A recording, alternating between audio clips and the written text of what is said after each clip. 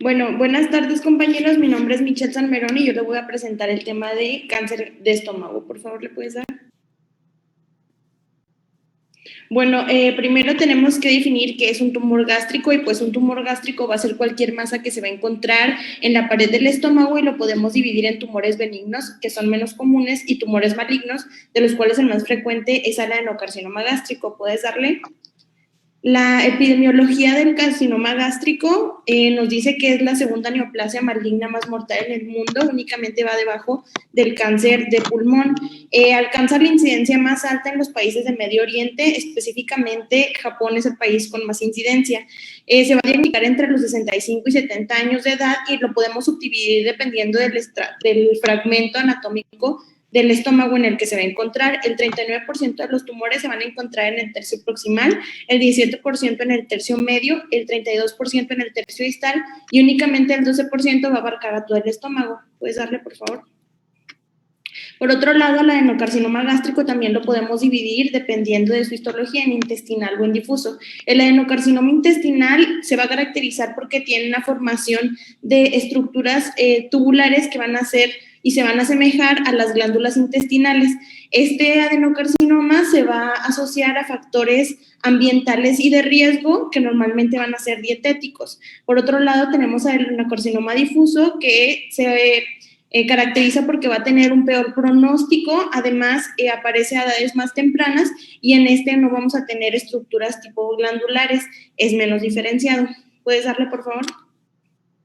Bueno, los factores de riesgo que van a asociarse, entre los factores de riesgo, los que más se van a asociar el cáncer gástrico, tenemos los dietéticos, en los cuales se incluyen los alimentos o el consumo de alimentos ahumados, muy salados o con especias. Más adelante vamos a darles la explicación de por qué estos son un factor de riesgo. La predisposición genética, la edad mayor a 50 años, las enfermedades autoinmunes como puede ser la diabetes mellitus, las exposiciones a agentes irritantes como puede ser los cáusticos o el tabaco. Por otro lado, también tenemos como factor de riesgo el Helicobacter pylori, que les adelanto un poco de lo que vamos a ver más adelante y ya lo consideran como un agente causal del cáncer gástrico.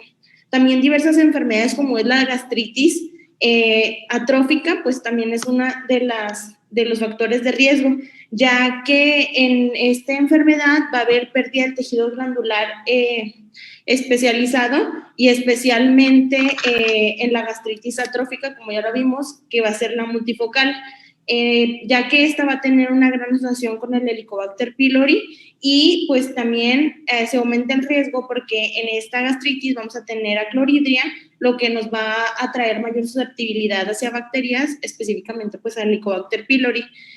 También en la gastritis vamos a tener unos bajos niveles de ascorbato y una gran cantidad de gastrina, ya que la gastrina se considera un factor de crecimiento de las células de la mucosa gástrica, pues se asocia, al tener mayor cantidad de gastrina, se asocia a mayor cantidad de células anómalas y pues por lo tanto, pues vamos a tener un mayor riesgo de cáncer.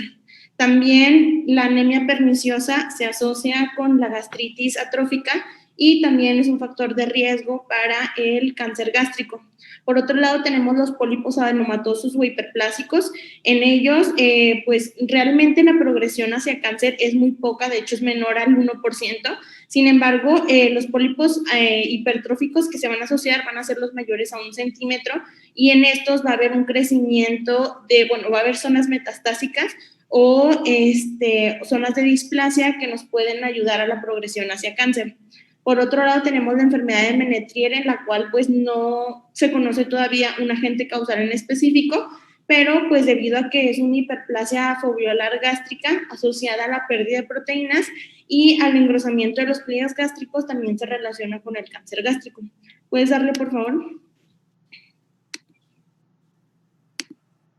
Bueno, el cáncer gástrico va a ser un proceso que va a tener varias fases, en el que la mucosa se va a ir transformando en el epitelio hiperproliferativo, después un adenoma precoz, un adenoma tardío y finalmente se va a transformar en carcinoma.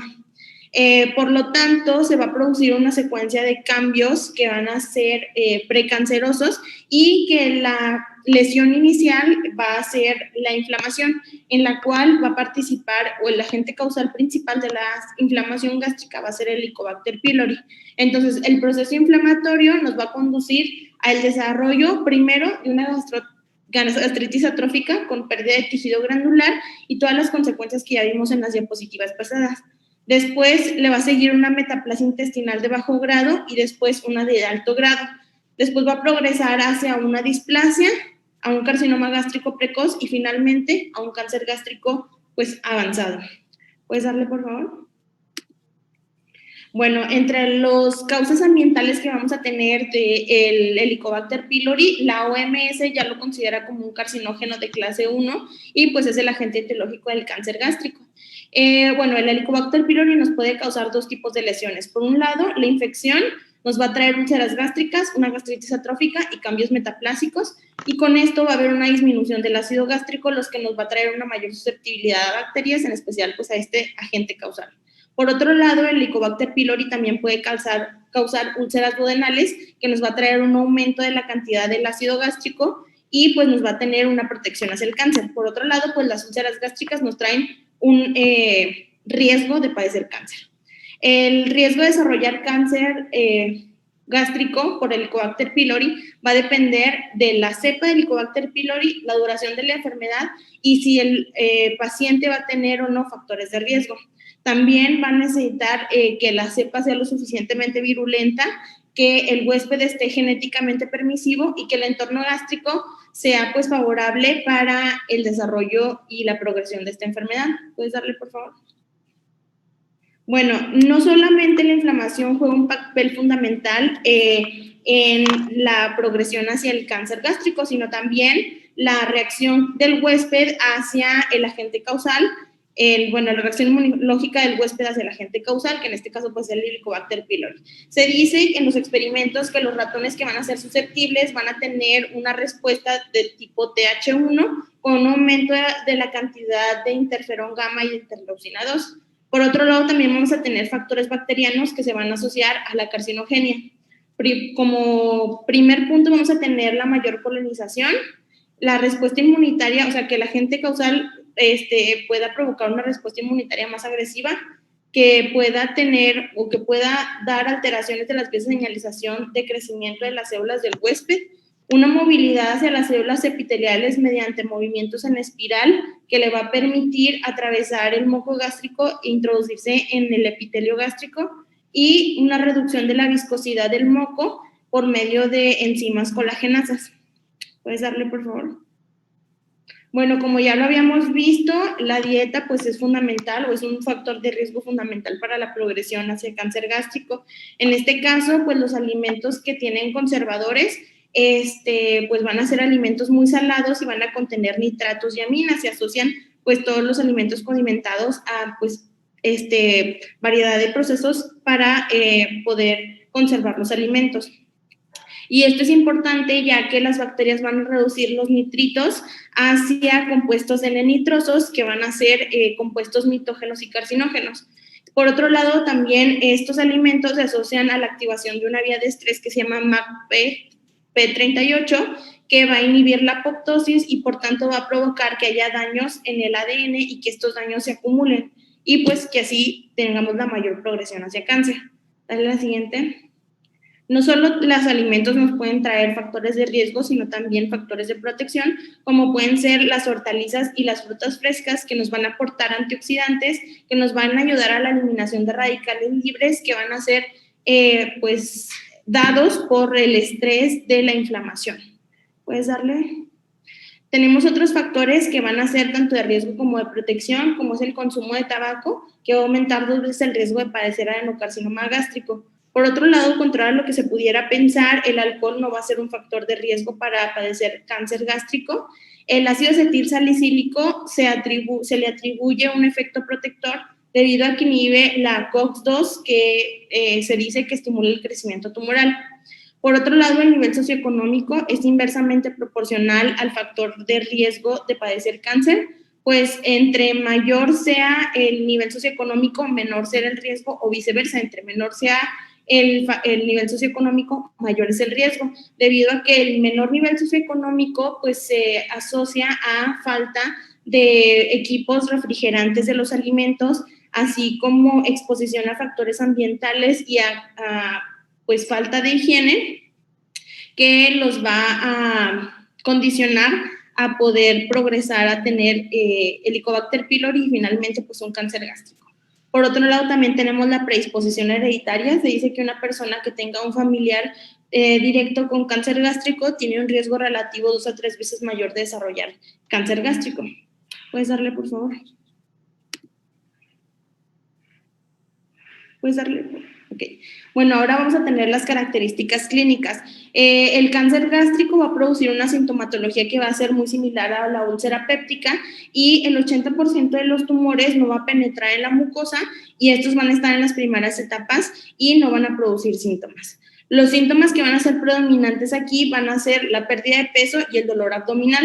Después van a seguir las náuseas y los vómitos, la disfagia, la anorexia y los síntomas ulcerosos, las melenas y la saciedad precoz. Dale, por favor. Las anomalías que se van a encontrar más frecuentemente en el cáncer gástrico van a ser la caquexia, la obstrucción intestinal, esplenomegalia, hepatomegalia, ascitis y edema de extremidades. Los órganos a los que más probablemente va a metastatizar el cáncer van a ser al hígado, pulmones, peritoneo, médula ósea, riñón, vejiga, cerebro, esqueleto, corazón, tiroides, suprarrenales y piel. ¿Puedes darle? Ahora sí, vamos a ver cómo se va a diagnosticar el cáncer gástrico. El adenocarcinoma gástrico se va a diagnosticar mediante una endoscopía gastrointestinal alta que va a tener un 90% de sensibilidad. Se recomienda el uso de un endoscopio flexible y como esto nos va a ayudar a tomar biopsias, pues se recomienda que se tome una cantidad de 3 biopsias durante la endoscopía. También se recomienda el uso de tinciones de lugolo carmín índigo, que nos va a ayudar para la detección de lesiones pequeñas o lesiones premalignas. Aquí tenemos un esquema en el que nos muestra la guía de práctica clínica, en que nos dice si un paciente tiene dispepsia no complicada, se le va a dar tratamiento médico de prueba durante 6 semanas y si los síntomas desaparecen, únicamente se va a tener en vigilancia. Si no desaparecen, vamos a proceder a la toma de una endoscopia con biopsia.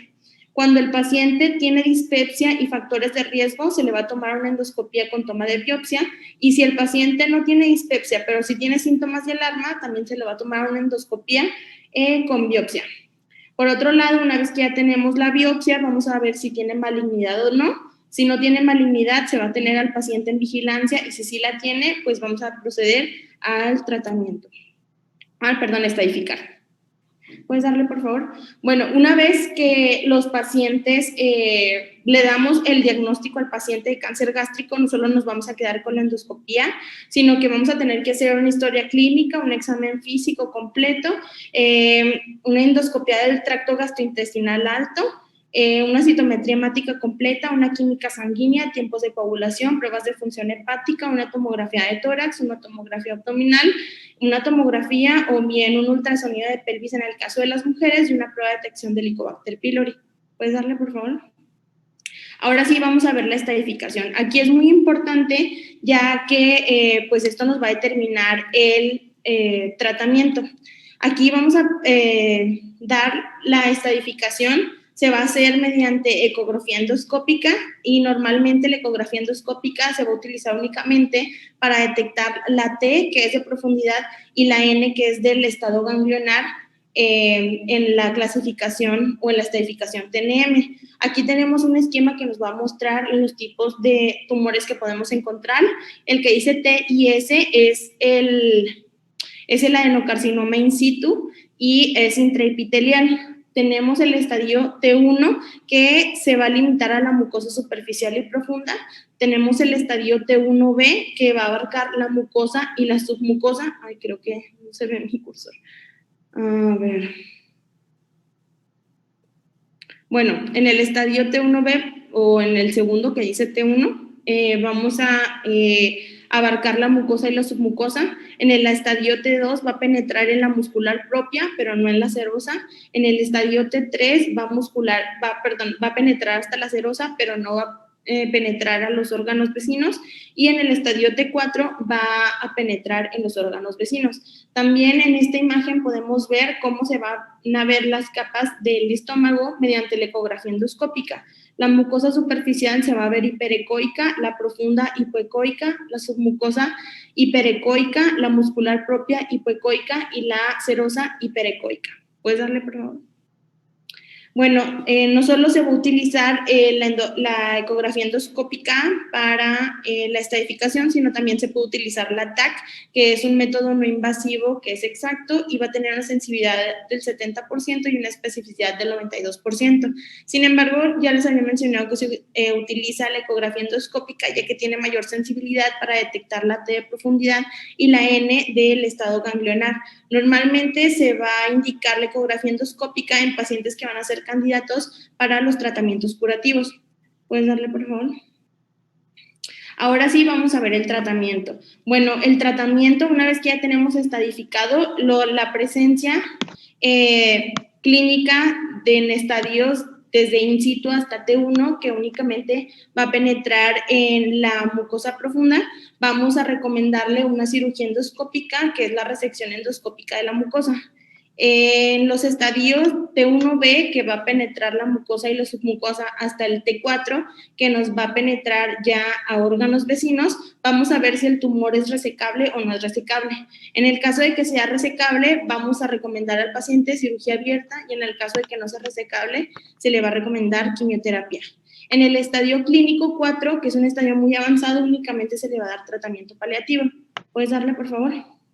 En caso de que el tumor sea resecable, bueno, se va a determinar si se le va a dar quimioterapia neoadyuvante, que habíamos dicho que era la administración de quimioterapia para reducir la estadificación del tumor, y después se va a determinar la localización del tumor, si es proximal o si es distal. En el caso de que el tumor sea proximal, se le va a recomendar una gastrectomía total de 1, y en el caso de que sea distal, se va a recomendar la gastrectomía subtotal de 1. La gastrectomía de 1 se dice de 1 dependiendo, o de 2 dependiendo de la cantidad de ganglios que van a abarcar o que van a resecar durante la cirugía. Una vez que ya se realizó la cirugía, se determina si el paciente tiene factores de riesgo para una recaída, y si sí lo tiene, vamos a darle quimioterapia y radioterapia, y en caso de no tenerlos, pues únicamente se va a mantener en vigilancia al paciente. ¿Puedes darle, por favor? En caso de que el tumor sea no resecable, aquí vamos a estadificar el tumor por una clasificación que se llama ECOG, que es la escala de validación por el grupo oncológico, por sus siglas en inglés, y en el ECOG 0 el paciente va a estar asintomático y va a poder hacer su vida normal. En el ECOG 1 el paciente va a tener síntomas, pero puede hacer su vida normal también. No necesita ayuda para realizar sus actividades. A estos pacientes se les va a dar una quimioterapia paliativa. En el ECOG 2 el paciente va a estar 50% del día en cama y no va a necesitar ayuda para hacer sus actividades normales. En estos pacientes vamos a valorar si es mayor el beneficio que el riesgo para dar quimioterapia, y si es así, se le va a dar quimioterapia paliativa con multidrogas, que van a ser el ECF, que significa epirubicina, cisplatino y fluoracilo, o puede ser también una terapia modificada, que va a ser el DCF, que es docetaxel, cisplatino y fluoracilo. En caso de que el beneficio no supere el riesgo, únicamente se le va a dar monodroga, también va a ser quimioterapia, pero con monodroga. Por otro lado, vamos a tener a los pacientes con ECOG mayor a 3. Los ECOG mayor a 3 van a ser pacientes que van a estar el 50% del día en cama, y que además van a necesitar ayuda para hacer sus actividades cotidianas, y pues va a progresar hasta un paciente que ya está moribundo, que es un ECOG 5. Y a estos pacientes únicamente se les va a ofrecer cuidados de soporte. ¿Puedes darle, por favor? Una vez que ya el paciente haya tenido su tratamiento, se le va a dar vigilancia y seguimiento, haciéndole historia clínica, examen físico completo, citometría hemática y química sanguínea, cada 4 o 6 meses durante los primeros 3 años. Después de los 3 años se le va a dar seguimiento anualmente. Los estudios de imagen, como son las endoscopías, únicamente van a estar, cuando se les va a hacer cuando esté justificado. Eso sería todo de mi parte. ¿A poco le tocó el tema sola? Sí. ¿Y por qué no me dijo? Creo que hay unos que hasta con 3. Está ahí un error de dedo. Pero bueno, estuvo bastante conciso. Muchachos, el cáncer gástrico, aunque en el oriente es como mucho más frecuente que acá, de todas formas ocupa un lugar muy importante en la frecuencia de los tumores.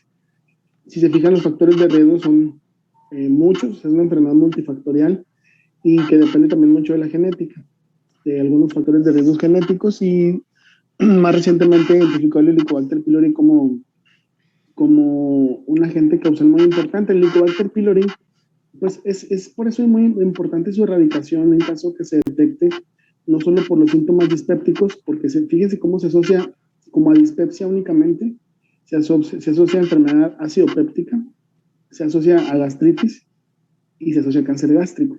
Entonces, por eso la detección del Helicobacter pylori tiende a ser muy importante.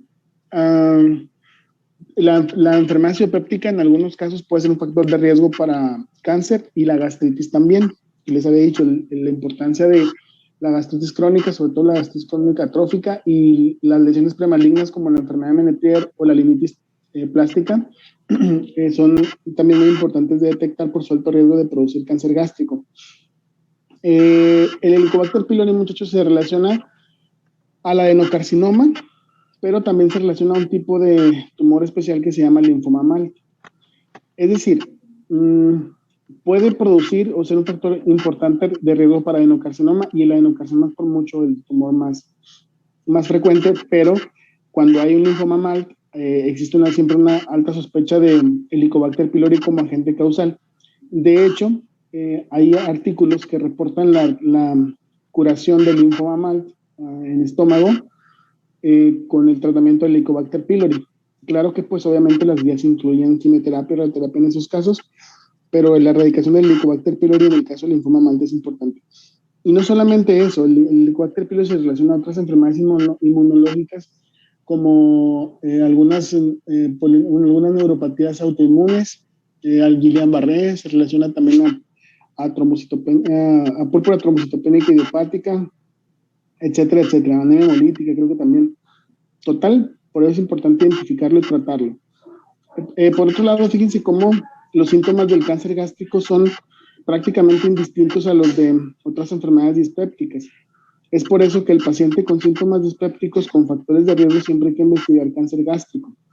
Y desgraciadamente, en muchos de los casos, yo creo que la mayor parte de los casos, el cáncer gástrico tiende a cursar asintomático en las primeras etapas, lo cual hace que el diagnóstico por lo general sea tardío. El pronóstico es relativamente malo porque es un tumor muy agresivo y generalmente se detecta en estadios avanzados. Cuando se detecta en etapas tempranas, las cirugías tienden a ser muy radicales también, ¿sí? Muy bien, de los quimioterapéuticos y eso, la verdad es que no es como necesario que se aprendan los esquemas, nada más que sepan que existen, que dependiendo del estadio es el tratamiento que va a llevar. Algunas veces solo cirugía, quimioterapia adyuvante, no adyuvancia en algunos casos, y ya les puso ahí la doctora los esquemas, que no sé si me perdí, pero hay un esquema que se llama FOLFOX, ¿no lo mencionó? Ok, no sé si a lo mejor por ahí me falta actualizarme, pero hasta donde recuerdo, para la adenocarcinoma el esquema FOLFOX era el esquema más utilizado, pero bueno, igual eso ya se escapa del tema, ¿sí? Muy bien, muchachos. ¿Hasta aquí dudas o preguntas? Yo, doctor. ¿Quién es yo? Karen. A ver, dime. Bueno, ahorita estábamos mencionando que el adenocarcinoma se puede clasificar en uno que es intestinal y el otro que es difuso. En otras clases habíamos mencionado que cuando es un tejido simple es más agresivo el cáncer, pero aquí en este caso como el intestinal es como de tipo glandular, Ajá. ¿sería igualmente más peligroso el difuso o aquí ya sería el intestinal? Mira, honestamente, no lo recuerdo. Pero generalmente tiene más que ver, bueno, además del tipo histológico, yo creo que en el cáncer gástrico es mucho más importante la estadificación, o sea, el momento en que tomes el tumor para saber si tiene metástasis o no, ¿sí? Y obviamente el tipo histológico, pero en relación a la presencia de otros tumores que puedan ser como menos agresivos, en el caso del linfoma o algunas otras neoplasias diferentes al adenocarcinoma. Pero la verdad es que sí no sabría decirte cuál de los dos es más agresivo, ¿eh? Ahí sí te soy muy, muy honesto. ¿Sí? Doctor. Bueno, y también sabes que el grado de diferenciación del tumor, que es súper importante, porque puedes tener una tumoración de alguna estirpe muy diferenciada, que eso te ayuda, y poco diferenciada, pues es como más agresivo por lo general y más resistente a quimioterapia, ¿verdad? ¿Sí? Doctor, yo leí que el difuso se asocia a un peor pronóstico que el intestinal. Ok. Muy bien. ¿Algo más, muchachos? Doctor, yo tenía una pregunta. Sí. Leí de que en varios artículos que la forma de los japoneses que era D2, bueno, una gastrectomía D2 era mejor, pero en otros artículos yo leí que en realidad no había como que una prueba ciencia cierta que era mejor esa forma. Sí, mira, en las técnicas quirúrgicas, y vamos a lo mismo, ya es como algo demasiado, como de tercer nivel, vamos, y eso pues seguramente a lo mejor cuando vean onco o cirugía podrán verlo mejor, pero en relación a las técnicas quirúrgicas vamos a lo mismo, depende mucho de la población que estés viendo. Es decir, qué tan agresiva es tu cirugía, qué buscas de la cirugía, si va a ser una cirugía curativa o no, la localización del tumor, la extensión, etcétera, ¿verdad? Porque dependiendo de todo eso, el cirujano tendrá que elegir la técnica que más le convenga al paciente. Acuérdense que pues siempre cada caso es un caso, ¿no? Todos los casos son diferentes. Todas esas cuestiones, muchachos, ya de lo que él era lo mismo que les comentaba con los esquemas de quimioterapia. No van tanto al tema o sea, aunque son importantes para que los conozcan, que sepan que existen, no me interesa demasiado que lo aprendan. Ya cuando vaya a ser cirujana gastrocirugía o cirugía oncológica, pues ya se les preguntarán exactamente hasta cuántos centímetros debe dar la incisión, todo ese rollo, ¿verdad? Pero de momento, nada más que sepan que existen las técnicas y cuáles se utilizan y nada más, muchachos, ¿sí? Porque les mentiría si les dijera que yo lo sé, ¿verdad? Gracias, doctor. ¿Alguien más, muchachos? ¿No, po? Fíjense, por ejemplo, algo que yo esperaría aún más, que les generara más duda, por ahí dijeron el papel de la aspirina como protector, ¿verdad? Entonces, ¿qué, tomamos aspirina todos o qué? Más que cuál técnica quirúrgica les va a servir más, nadie en algún día un paciente va a llegar y va a decir, oye, doctor, ¿es cierto que tomo aspirina me da menos cáncer? Entonces, Michelle, ahí para la otra clase, ¿se acuerda? Lea un poquito de prevención, hay ya mucha información reciente, prevención de tumores, porque fíjate, casi todos los tubos digestivos, pero sobre todo colon y estómago, son susceptibles de ser prevenidos con aspirina, ¿sí? Entonces ya nos revisa un poquito eso y nos dice a quién sí y a quién no, ¿sale? Muy bien, ¿alguna otra duda o pregunta, muchachones? Bien. Entonces, pórtense bien. Miren, les voy a hacer un poquito cambio de plano, muchachos. Ya me ando oyendo sin decirles. El viernes se supondría tendríamos que ver el caso clínico. Les voy a ser muy honesto, para poder ver el caso clínico, pues ustedes saben que hay que tener un ambiente completamente controlado, entonces probablemente voy a salir, pero espero a la hora de clase poder estar con ustedes, aunque no sé en qué condiciones, no me refiero de si alcoholizados o no alcoholizados, sino más bien en dónde vaya a estar. Entonces, yo creo que el viernes más bien prepararse para empezar la unidad 3, y el caso clínico lo dejamos para la otra semana. Fíjense bien, en el caso que el viernes no los pueda ver, entonces ya le vamos a dar prioridad al caso clínico de todas maneras. No sé si me explico. O sea, el viernes en caso que sí los pueda ver, vemos unidad 3. Si no los puedo ver, la siguiente clase sería sí o sí caso clínico, ¿sí? De todas formas, los de la unidad 3 no tienen nada que quejarse, ya tuvieron un chorro de tiempo para prepararlo, ¿eh? ¿Sale, muchachones? Bueno, ¿dudas o preguntas? Anden, pues, pórtense bien, ¿eh? Yo sí tengo una pregunta, doctor. ¿Quién? Yo, Eduardo, de volada. Sería nada más de que para el caso clínico sería el equipo 1 y 1, ¿cómo nos vamos a entrar? Sí, sí, ya le había comentado a los jefes de grupo, primero va a ser el equipo 1 del grupo A y el equipo 1 del grupo B, y la siguiente va a ser el equipo 2 del B y el equipo 2 del A, ¿sí? Ok, doctor, gracias. Ramiro, ¿de qué equipo eres? El equipo 1, Doc, del grupo A. ¿Del 1 del A? Ok, bueno. Y el caso clínico obviamente se los voy a pasar, a ver si puedo hoy en la noche o mañana temprano, ¿sí? Sale pues, pórtense bien, muchachos. Gracias, doctor. Fíjense. Gracias, doctor. Gracias, doctor. Gracias.